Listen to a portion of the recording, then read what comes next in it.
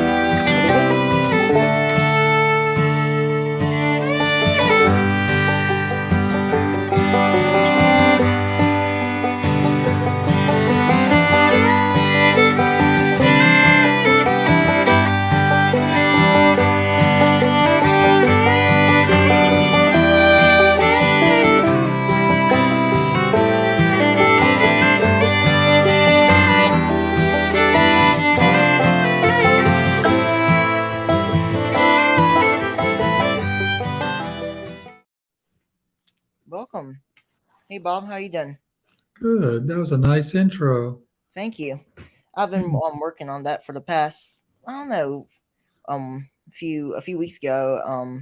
Found that music, put it all together, some old clips from the springtime. So I thought it was a nice intro. I know many people like it. So, Yeah, well, cool. welcome everybody to another stream tonight. We have our guest Bob Binnie from Blue Ridge Honey Company. Welcome, Bob. Thank you for coming on here. You bet. How is everything going on in your world? It's going well. We're in the middle of our midwinter chores, which includes a whole lot of equipment building and overhauling. And today we moved a few bees around, trying to get them in warmer spots before we get a cold blast here in a couple of days. We had a real wet November, had a lot of rain this year. And we finally got a few dry days where we can get out there and move some bee colonies around. Up until just recently, it was just too wet and muddy. We couldn't hardly do anything. And it was unseasonably warm. Now it's about to be unseasonably cold. And that's okay. It's just Mother Nature playing around with us. No problem there. So we're just trying to get ready for next season, getting ready for hive life, building a lot of equipment to take to hive life. We're going to put some stuff in Byron Ferris's booth over there. He's got a pretty big booth, and he called and asked me about putting equipment in there, and we're taking a bunch. So I don't know what to expect. We might sell a little, we might sell a lot, we might sell out. I have no idea, but we're going to go prepared for a lot, and we'll see what happens. That's right. It's better to have a lot more than having not enough. That's right. Yeah, I don't mind loading a few things back on the truck and taking them home. It's the same stuff we sell in our store, so you can always resell it or something. So that's right. We'll just take it back home if it doesn't sell. If it sells, great. That's right. Hive life is not too far away. It's the 2 weeks, something like 2 weeks after Christmas or something. Yeah, about January 2.5 weeks. Yeah. So it's gonna be real fun. So yeah, cool. And you're gonna be there. I'll be there. I will. I'm gonna try to film some stuff for our family that is not going. Just to meet everybody, because I've talked to everybody through emails and through these streams, but it'd be good to meet people in person.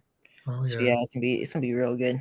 What do you use to film with? What are you using, an iPhone or a Canon camera? Okay. My brother's. So yeah, it's gonna be. Well, if just a thought for you, if you take that camera in there, you could spend a lot of time just interviewing people. Go to the booths and talk to all the booth people that are managing the booths. That would right there would give you enough YouTube video material for a while. That'd be good. That's what my plan was, to interview people, just talk on the camera about things. Yeah, it's Yeah. gonna be real fun. Um, Yeah. so yeah. What's your temperatures right now, Bob? Oh gosh, right now at this very moment, probably maybe 20, 25, something like that. Mm-hmm. I'm kind of Here, guessing. I haven't been outside for a few hours. like, It's going to get pretty cold this week. We're going to drop down into the single digits, which, people up north may not think that's a big deal, but for our area, that's something worth talking about. And of course, the very small colonies will, might have a hard time with that. But most of our colonies are in good shape. I think we'll weather the cold just fine. How that's about right. you?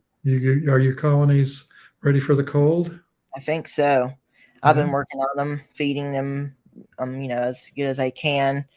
Um, the thing is, I always say to people whenever they say, "How much colonies do you want to get out of winter? What's your goal for that?" I always say, "Well, it usually depends how much colonies you get out of winter because you never can predict how many Yeah. colonies you can get out of winter." But I always say if I get out with 4, I'll go up to 8 because I'll need split. And if I go down to 4, I'll go, if I go down to, who knows? If I get off 6 of them through winter, I'll upgrade to 12. It just depends. But my goal for next year is probably 8 or something. Um, Okay. maybe buy some nukes off the side and maybe go up to 10. Just to keep on going throughout the whole few seasons, which will be good. Well, you're pretty far south. You should get an early start down there. Right, we do. Yeah. You're in Georgia, right? Yeah, but we're in a part of Georgia that many people really don't know exists. We are in the mountains. We're in the Mhm. Blue Ridge Mountains, southern Appalachians, and we're real close to the North Carolina border. So my bee yards are partially in Georgia and partially in western North Carolina. The Smoky Mountain National Park is, gosh, it's only about 50 minutes north of me. And it's not a 50-minute straight line. It's a 50-minute twisty drive. The way the bee flies, it's not really all that far to North Carolina. So well, we're in the mountains, and we have to beekeep like we're in the mountains. Yeah. Um, yeah. For us, it's gonna be like a 8-hour drive, is what it said to get there. So Oh it's gonna be my, we're yeah. leaving on Thursday. To Hive Life, yeah. The Have Off Well, conference. we're on the same road that the Hive Life conference is on. We're just 2 hours south of Mm-hmm. that venue, Yeah, U.S. Highway 441. And Sevierville is right on Highway 441, that's the good. other side of the Smoky Mountain Park. That'd be good. So I Yeah, guess you're not too far away from it. yeah, not bad at all. Mhm. Well, for us, it'll be like an 8-hour drive. We're leaving on Thursday. Yeah.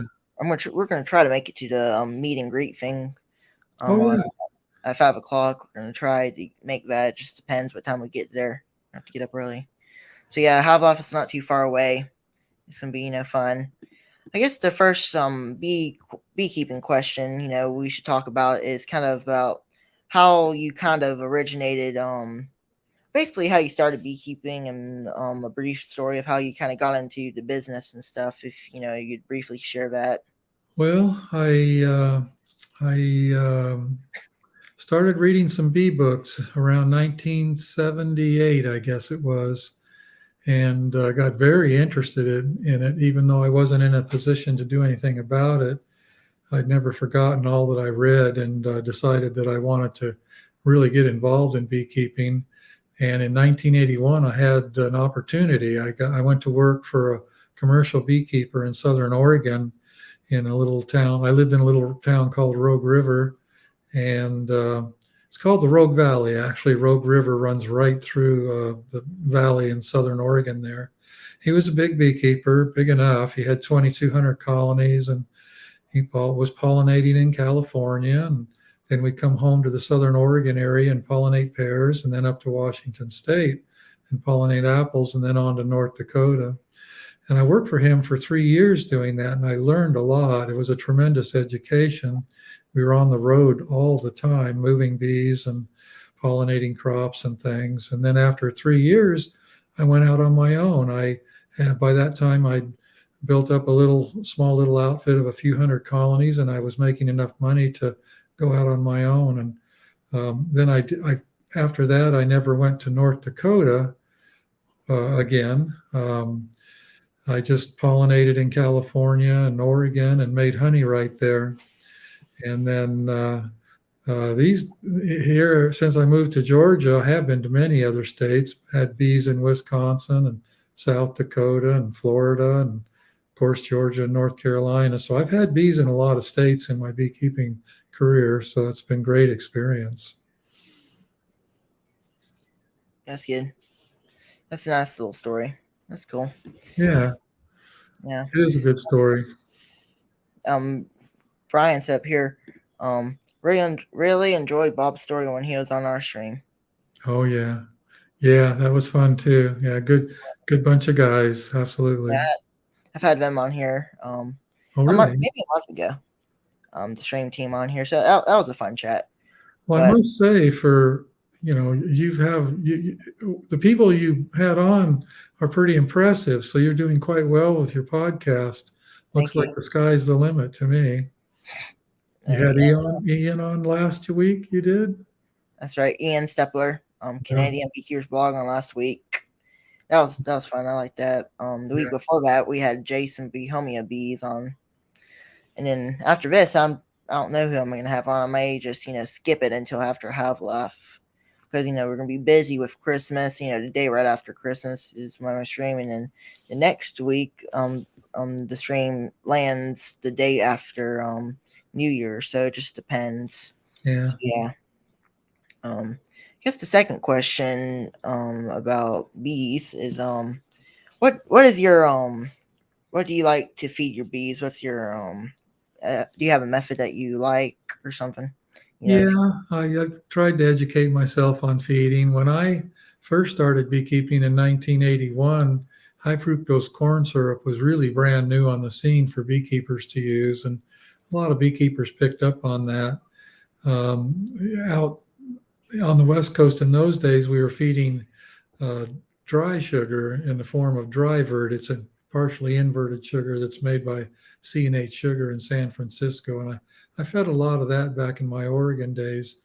And then when I moved to Georgia, I did use high fructose corn syrup for a while, but eventually I figured out that sucrose syrup, which is the same as table sugar made into sugar syrup, is really much better for the bees. So I'm kind of a promoter of using sucrose syrup rather than high fructose corn syrup. And I've used a lot of types of feeders. Right now, my favorite feeder really is a bucket on top of the colony. Many of my colonies also have a division board feeder inside. The double deeps do. I don't do that in singles much because I don't like losing 2 frames in a single story colony. Way back when I very first started in Oregon, when I was building my own small outfit, I actually did use entrance feeders, with the jar on the entrance, and they worked. They have their pros and cons. They're very easy to fill, and you can see when they're ready to fill. And as long as the weather's warm, the bees utilize them real well.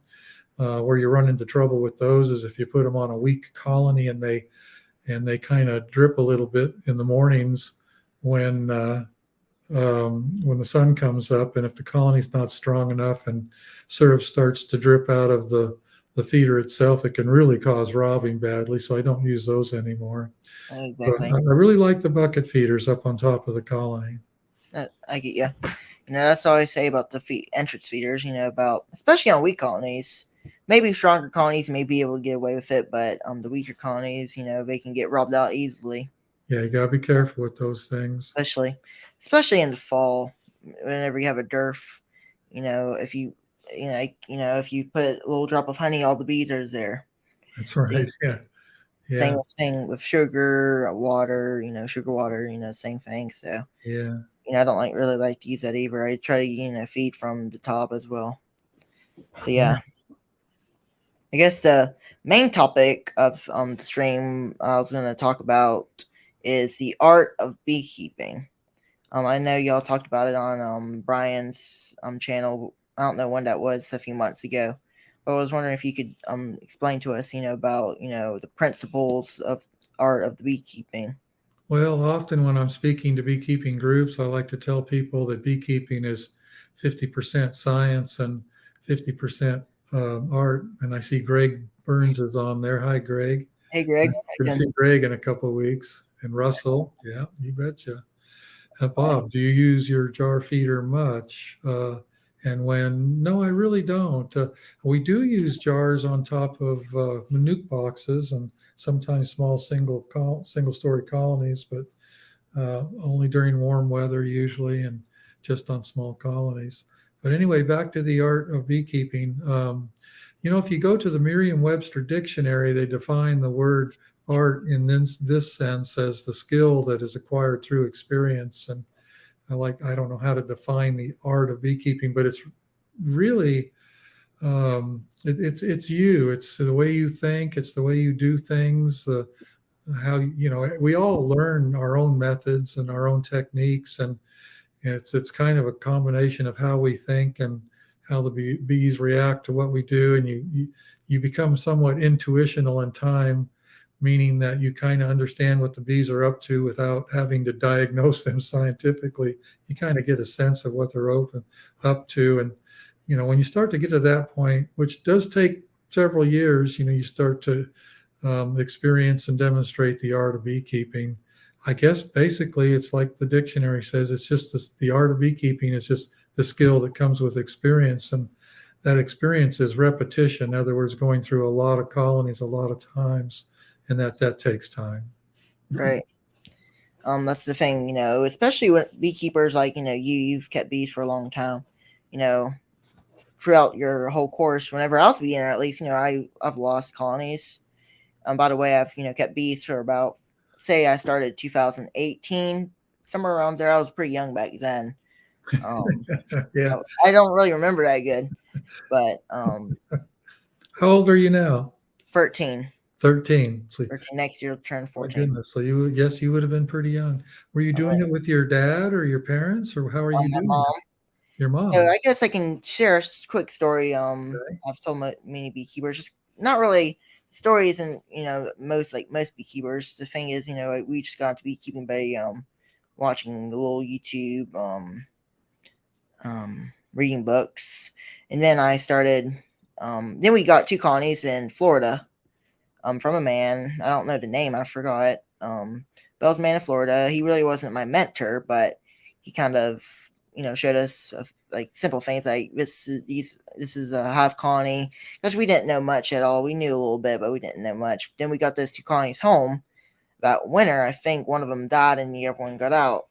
But for some reason, and the colony that died, there was bees in it. Right at that time, our bee suits were all destroyed, because we had dogs and they tore it up because we left them outside. And but then maybe a year later, like that's the thing I told people. I kind of took a 1-year break off beekeeping, and then I was like, maybe we should get back into beekeeping. Get back into doing it. And then we bought some bee suits. It was hard. Like we thought it was easy. Like everything, like whenever you get out there cracking those lids were like propolis sealed. It was so hard.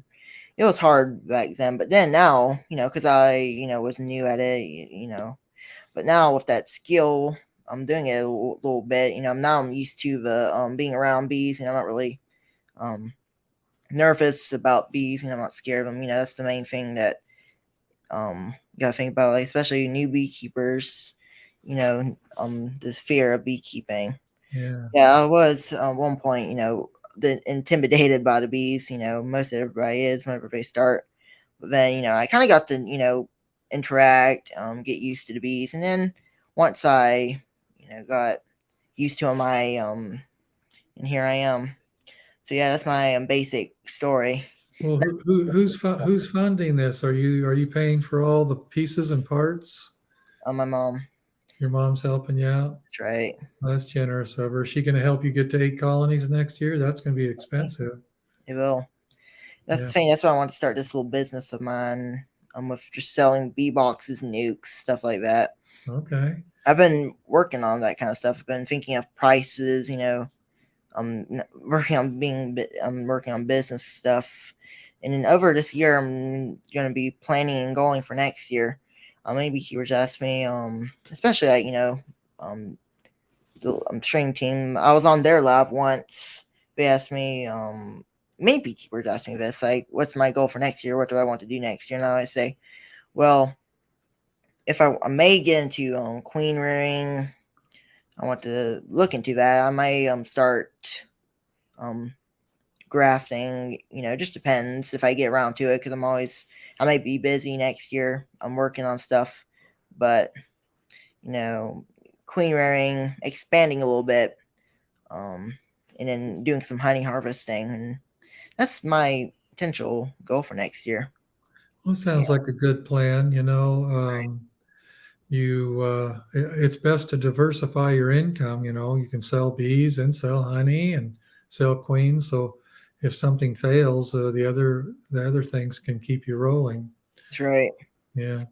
A lot of people, they get into bees and have a couple good years and they say, gee whiz, I can make some money at this. And they gear up just to make honey, and then they have a bad year or two and get very disappointed, or in some cases give up. But if you can sell bees at the same time, that'll keep you going in the bad years. That's right. How Yeah. many colonies do you have, Bob, again? Right now I have about 1,600. 1,600. Been up and down, goes up and down like a yo-yo.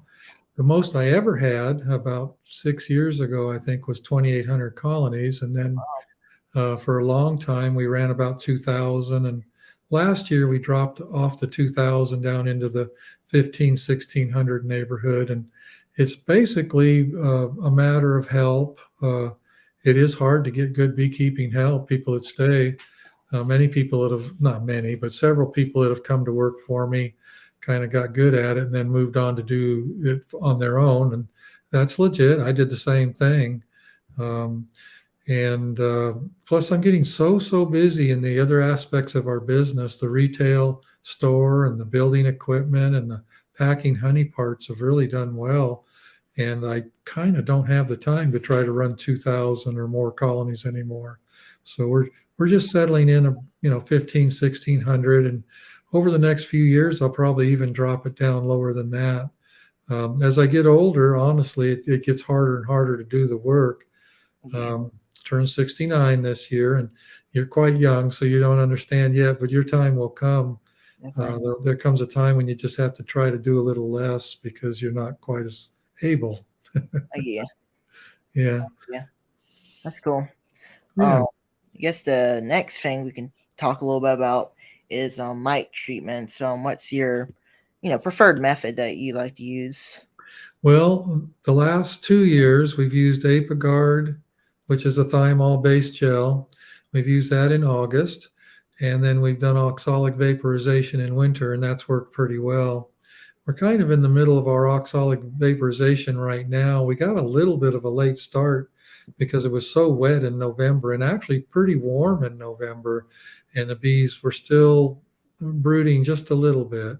And now they've kind of shut down completely. So our first oxalic round for the winter was just 2 weeks ago. And then today we started the second round. I like to do 3 rounds of oxalic vaporization in winter to make sure I catch all the colonies when they're completely broodless. Some colonies with a brand new queen might rear brood a little late, mid-November or so. And then others shut down earlier and some start earlier. It's just kind of funny how not all the colonies are doing exactly the same thing. So if you do it 3 times, a couple of weeks apart, you got pretty good odds of hitting them all at some point when they're broodless. Plus, the bees really don't seem to have a problem with vaporization. I don't think there's really much of a downside of doing it multiple times in the winter. And even if they are totally broodless and you do it at just the right temperature, you're only getting 90% of the mites. So I think it's helpful to go back again and try to get 90% of the 10% you left behind. And that's what we're in the middle of right now. That's good. This year this was my first year I treated. Next year I don't know what I'm gonna treat with. This year I treated with Apivar. Okay. Well, next year at the Hive Life conference, I'm gonna look into some the alcohol washing stuff. Oh You yeah. know, people, it says you can use Dawn Disher soap for that as well. Evelyn. Yeah. Testing for mite count in your colony is an important tool. You need to know where you stand, and well before the time of crashing comes upon you. And it's not that difficult. A lot of people don't like killing, one or two or 300 bees to do it, but it's well worth it. Especially in midsummer, you need to know whether you need to treat right away or if you can wait till August. I think those mite checking kits are very important. I see Yeah. Keith Spillman is saying, "I love Apivar, but disappointed this year." Well, I was disappointed with Apivar a couple of years back. I used it for a few years. I never used it a lot. In the old days, I used a lot of Apigard. It always worked okay for me. And then I got on a kick for a while, a few years of using Apivar. And the last year I used it was 3 years ago, and it really didn't do well. It kind of held the mite numbers steady, but it didn't really drop them. It didn't act like a curative treatment. It just acted like a maintenance treatment. And in August and going into September, you really need to drop the mites down low before you start producing the bees that have to make it through the winter. So I think I'm done using Apivar, honestly. On my level, it's very expensive. The last time I used it, it was an $18,000 bill for me, and it didn't work that well. So Mm, I'm just using other things now. yeah. That's cool. The next thing, I've talked about in my videos, if you go back a little bit, do you have any trouble with winter moisture? Not a lot. I know it's a huge subject. People are constantly talking about it. Where it's the biggest problem is up north, where it can be frosty inside the colony. It's not the moisture in the box that's the worst enemy. The worst enemy is having moisture gather on the lid. And if it actually freezes there and during very cold weather, and then it suddenly warms up, you can kind of have a little miniature rain event down on your bees. And that's Mm, something you really need to avoid. Now, in my area, and of course in your area for sure, we don't have that many days in a row where it's frozen like that. You know, 1 or 2 or 3 days is not a big deal, but if you have weeks of frozen weather and you get that condensation freezing like frost on the upper side of your underside of your lid, it can be a problem. That's one place where that Ian Stepler uses that Reflectix, that little insulation layer. yeah, That works really well in the winter for many people, unless it's really cold, because it keeps the lid cold, or it keeps um, the lid is what gets cold. And if you put that insulation just under the lid, it doesn't get as cold and you don't get the condensation going straight up that much. You might have a lot of moisture on the walls, but not as much on the lids. So I yeah, don't know if I'm answering your question directly. We don't have a major moisture problem where I'm at. And the colonies always seem to deal with it okay. And I don't do anything special to deal with it. If I was farther north, I think I'd have to. yeah. Dan says I've rotated the treatments for years. My mite counts are real low. Yeah. Rotating. Yeah. If you're using stuff that the bees can build resistance to, like Apivar, it's very helpful to rotate other stuff through. That's right. I don't know. Nobody can really answer yet whether they're going to build resistance to oxalic acid or thymol. Oxalic and formic acid are organic acids, and I think the jury's still out on whether there'll ever be resistance to those. I really don't know. I get you. Um, yeah. See, actually, I believe that I've learned from my mistakes this first year, so I'll do better next. Yeah, you know what? I've been doing it for over 40 years. I still say that there's not a year goes by that I can't look back and say to myself, gosh, I wish I wouldn't have done that. Yeah. Or I could have done better with that. And that's the learning process.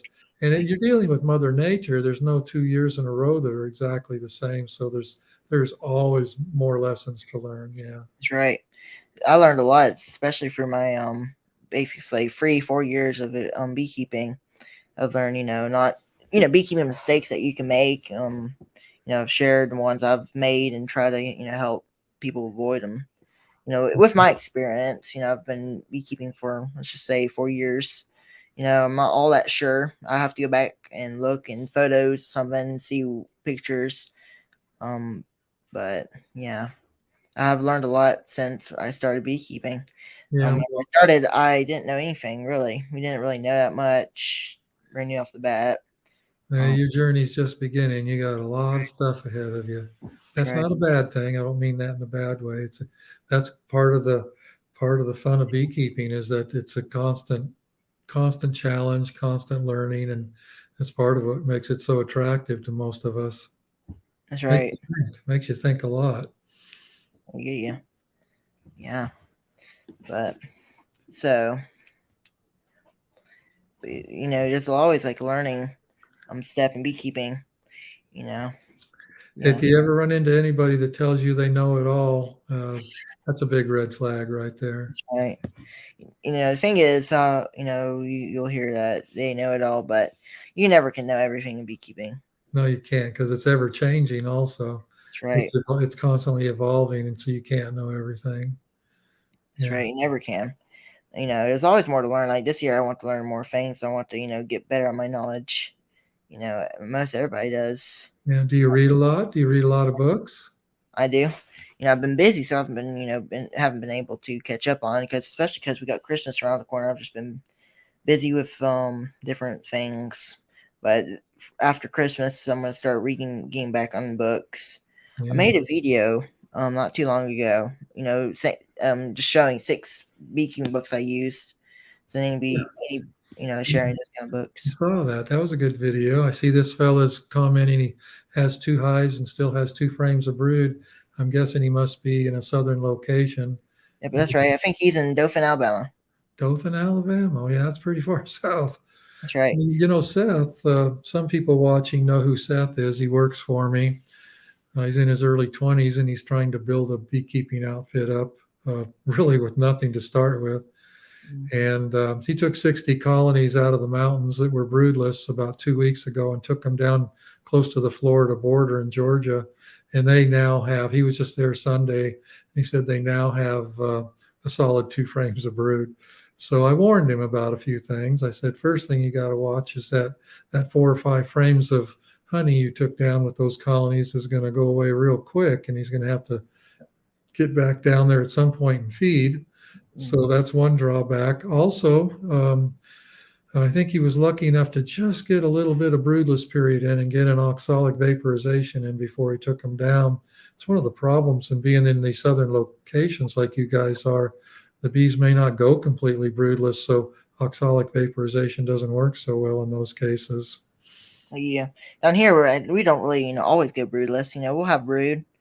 But yeah, we never go fully broodless. But up north, where Ian, maybe Brian, Greg, they're in Ohio, they probably go broodless for maybe a few months or something.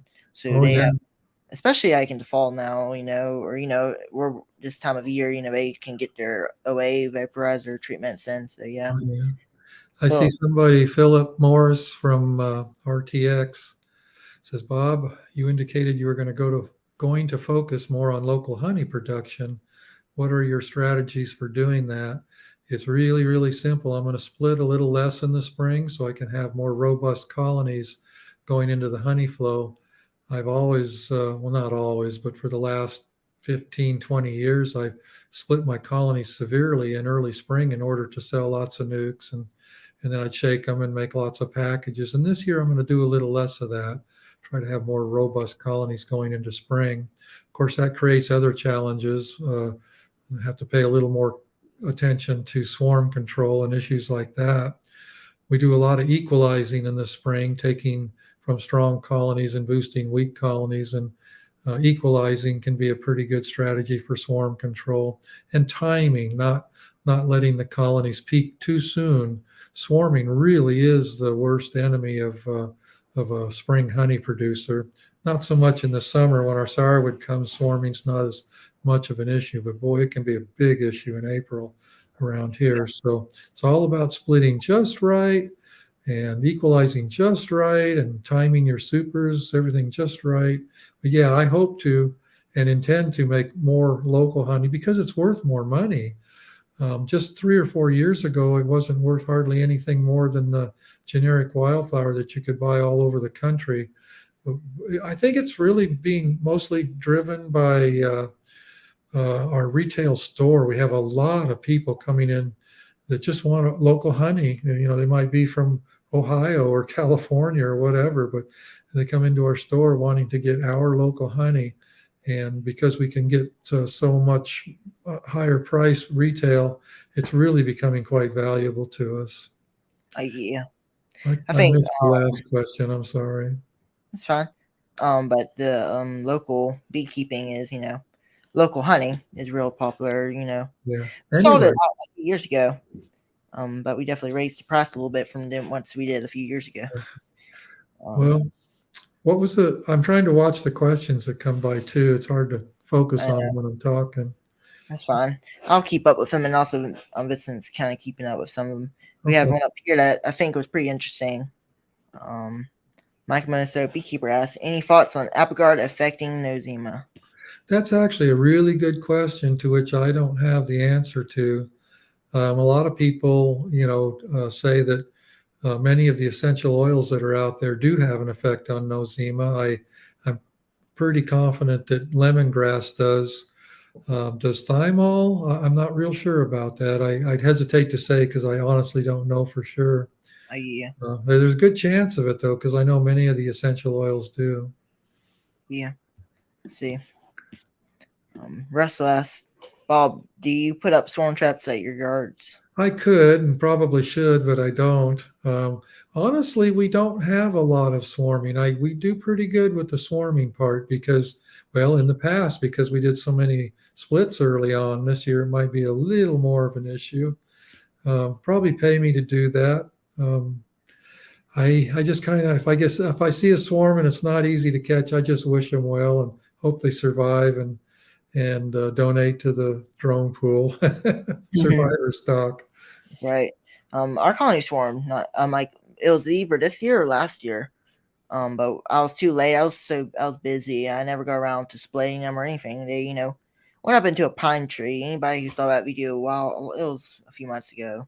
Oh, yeah. But it was videos. It was like a 21-minute long video. We're showing about it, but the colony swarmed up into a tall pine tree because any of you who don't know where we live, we have a lot of pine trees around our house, Yeah. and if anybody who notices the name, Wildwoods Honey Farms. Now, the name of the channel is something that beekeepers ask, how did I come up with that name? And I say, well, mostly because our apiary is in the woods. And then we, just added the farms and honeybee in it, and we're like, oh, this would be a good name. We're Yeah, gonna it is a good name. I like it. and then I kind of changed it into Wildwoods Beekeeping. I just kind of got some Yeah, ideas of that. So yeah, it's yeah, a good name. Yeah. that's one thing that I I get see asked some a lot. Yeah. It's interesting. I see some of these familiar names coming up with the Right? questions. It's People a I've lot of seen people. in other area, on my comments. Let's see. DC Blessed Bees is asking, a while back you had started a new bee line in one or more of your yards. How are they working out for you? I actually started that bee line in every single yard. It's Caucasian. We're actually buying artificially inseminated Caucasian breeder queens, and we're grafting from those to when we make our own queens. And I don't have pure Caucasian genetics across my outfit, but it's getting there. It's probably over 50%. And honestly, I'm not sure it ever could possibly be 100% because there are other beekeepers in our area, and there's always something else out there that they're mating with. But right now, we're probably running about 50 to 60% Caucasian with maybe 20% Carniolan and 20% Italian. It's really a good bee. The Caucasians are so gentle and they're a good mountain bee. I don't think they would be the right bee for down south where you are. They don't do as well in hot weather, and they build up a little later. They're just a different type of bee. They need different type of management than Italians or Italian crosses. I like them though. I really like them. Yeah. One thing, like you said, about queen rearing, the artificial breeder queen.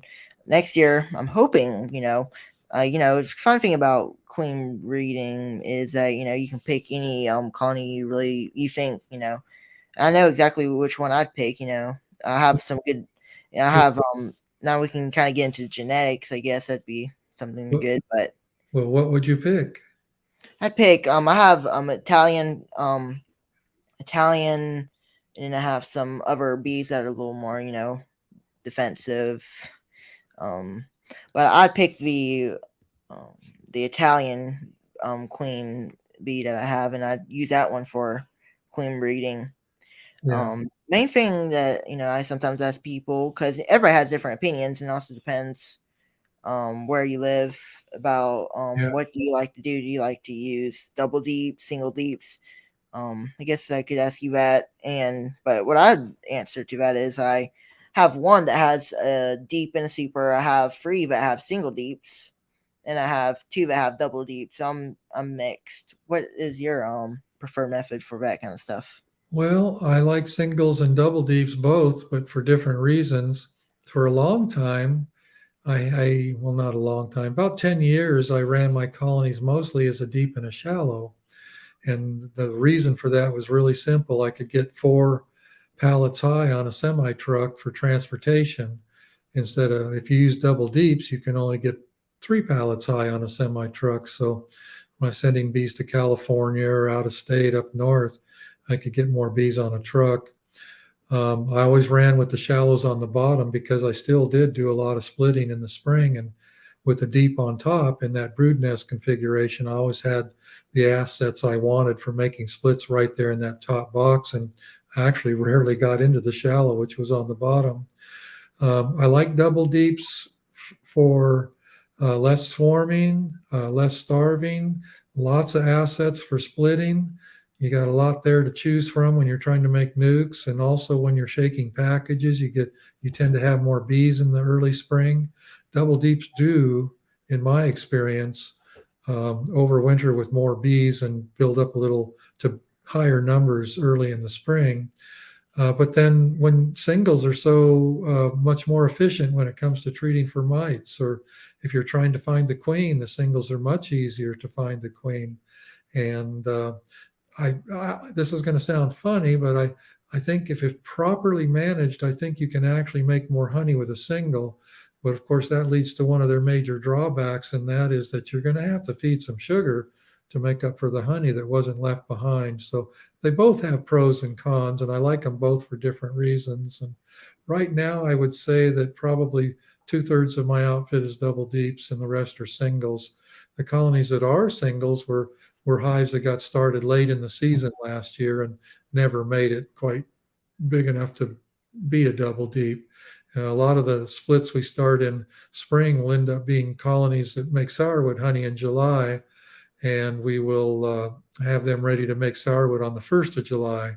And if I'm trying to make them into a double deep colony, they're not big enough and full enough to make sourwood honey by the 1st of July yet. So those end up going the rest of the season as a single. And then next year, then we either sell them or add another deep on them and make them into a double deep. Good. Okay. Garrison Beehives asks, Bob, what type of queen do you suggest for Northwest Vancouver? Sue Kobe is up there at Washington University or State University. I'm not sure what that's called. She's really, really liking this combination of Caucasian and Carniolan in her area. And I'm not sure where that university is, but I don't think it's very far from Vancouver. It's a wet, moist area, she reports. If I was up there, I think I'd probably shoot for mostly Caucasian Carniolan cross. Carnial, it also depends on what you're trying to do with your bees, because if you're trying to have bees that are ready early for splitting and package making, those are the wrong choices. You need to have more Italian in there. But if you want your bees to kind of build up to kind of just be ready to peak when the honey flow is starting, the Caucasian Carniolan is a good choice. Plus, they overwinter on less stores. They're much more frugal than Italians. So it kind of depends on what you're trying to accomplish. But the way I'm keeping bees these days without migrating to pollinate or trying to make super early packages and nukes, even in your area, I think I would go with a combination of Caucasian, Carniolan cross. That's good. We got some good questions coming in. Bob, did you collect much propolis this year? Are shelves still strong or stronger? Well, we didn't pursue it as much as we did last year, and we're actually using propolis in a place that I didn't think of at first. We've gotten pretty big into soap making.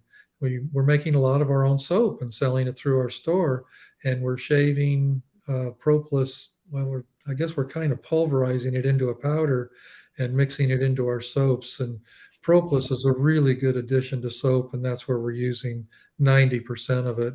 And then another interesting place we're using it is me and the other beekeepers use it, for our own personal uses a lot. I really do like using propolis from time to time. I think it's a healthy addition to my diet. I don't eat mass quantities, but I might chew a little bit every other day, or every 2 or 3 days. I'll have something that would resemble a stick of chewing gum or something, and I just chew on it for a while and then eventually swallow it. And I think it might be one of the reasons I haven't been sick in a really long time. Oh, yeah. Bob, are you going to try to get a special permit to try extended release OA? No, I'm not going to try to get a special permit. I'm just going to do it. I probably shouldn't say that.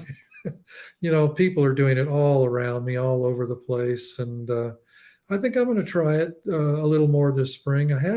This leads me into a way different subject.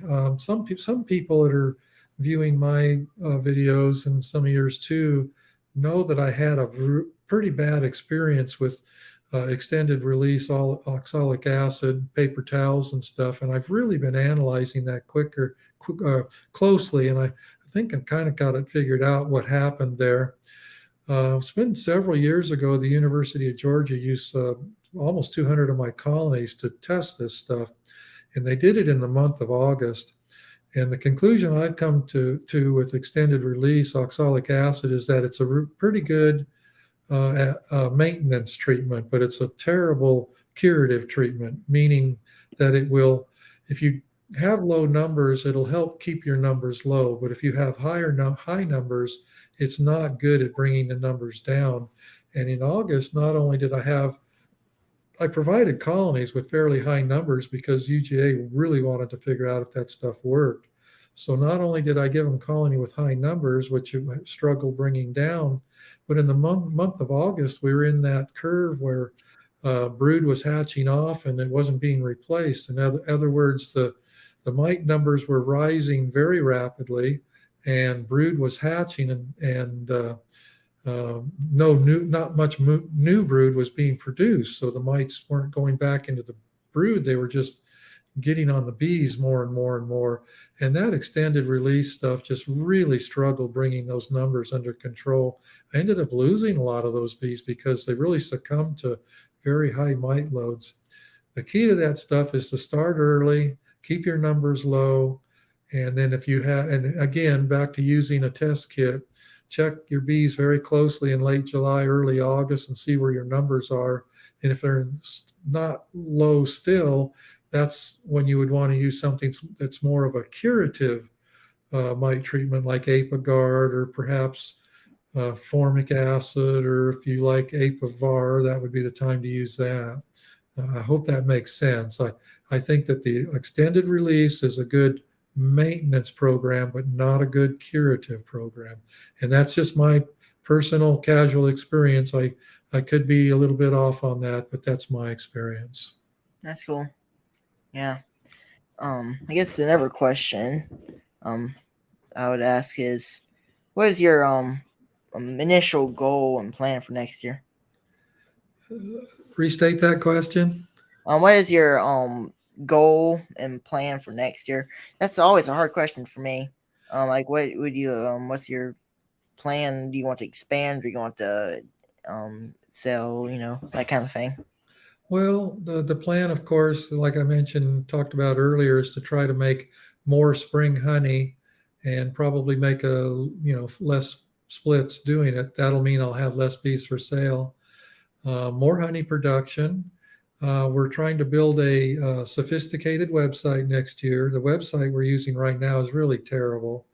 And it's because I don't know much about websites, and I've depended on other people that, didn't know a lot either. And we haven't invested much in our website. And I want to build a really good website and start promoting our bee supplies online and our retail honey store online.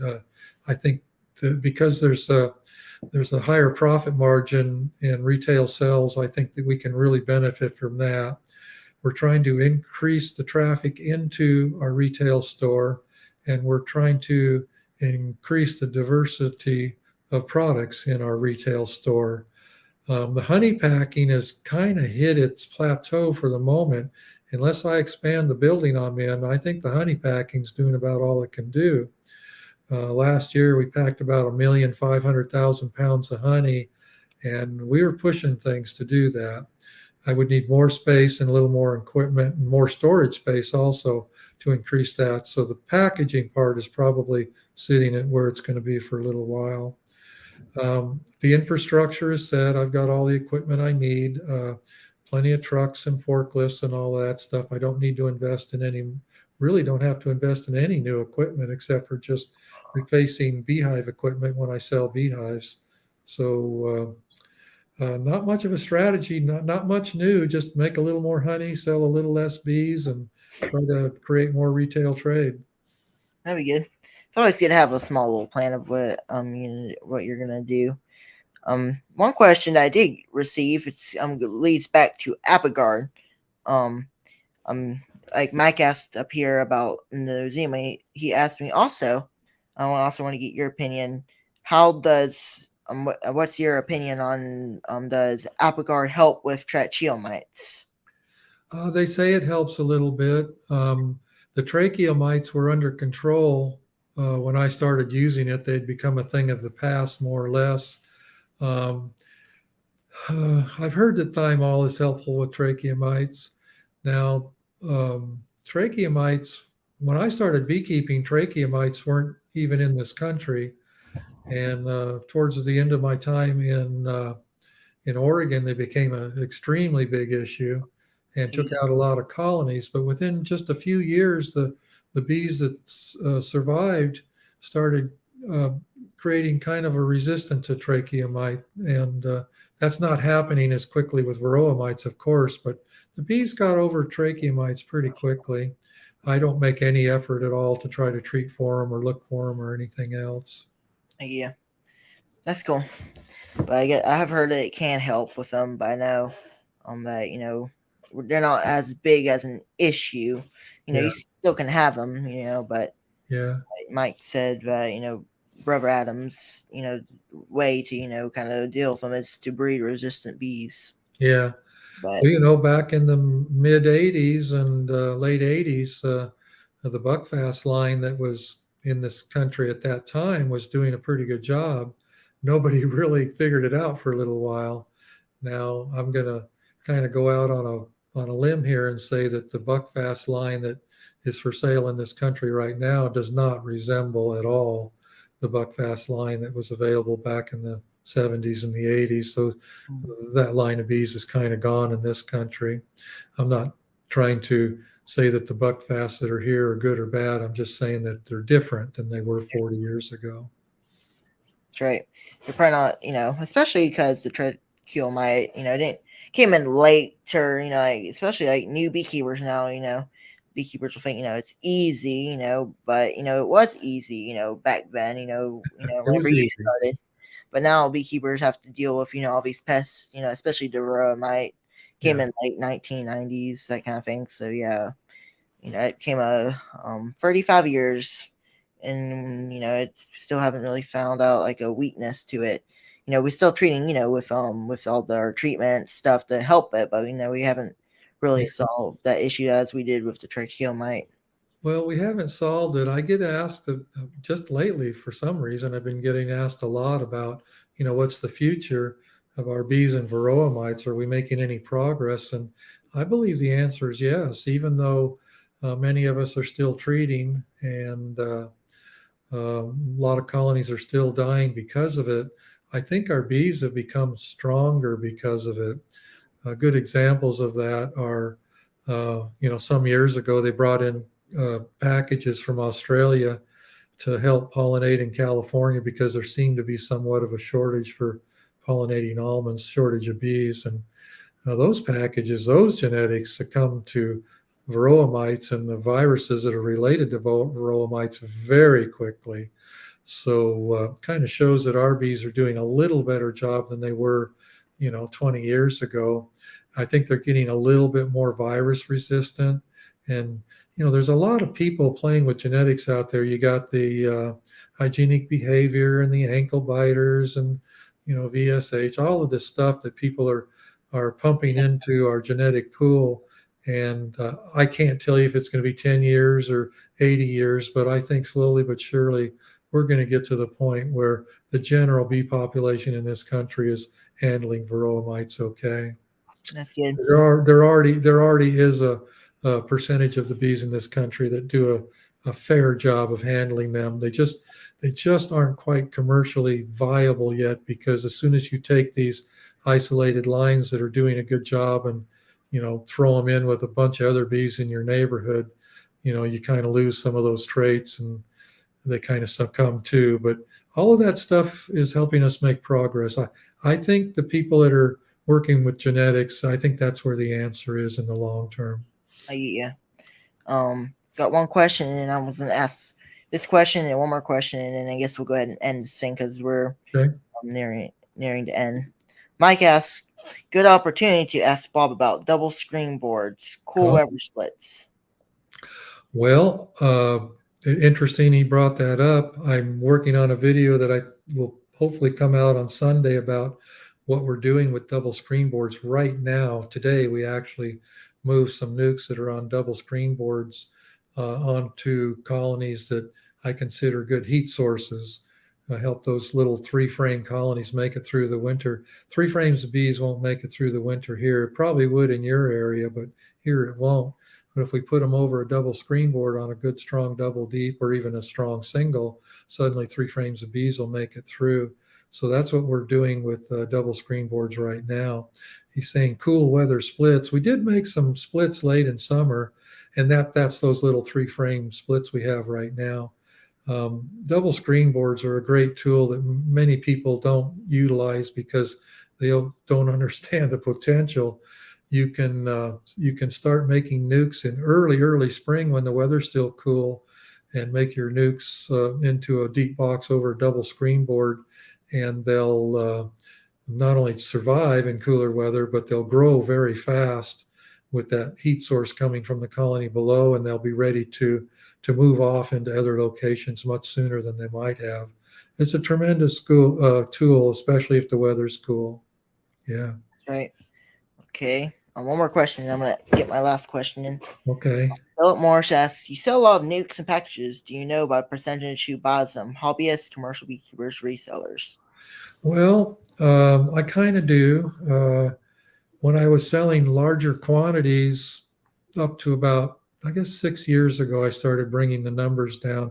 I used to sell around 1,500 nukes and 1,500 packages a year. And I was selling the majority of my packages and nukes were going to people that were taking them north and actually reselling them in places like Massachusetts and Ohio. And then also some beekeepers that were using them for themselves.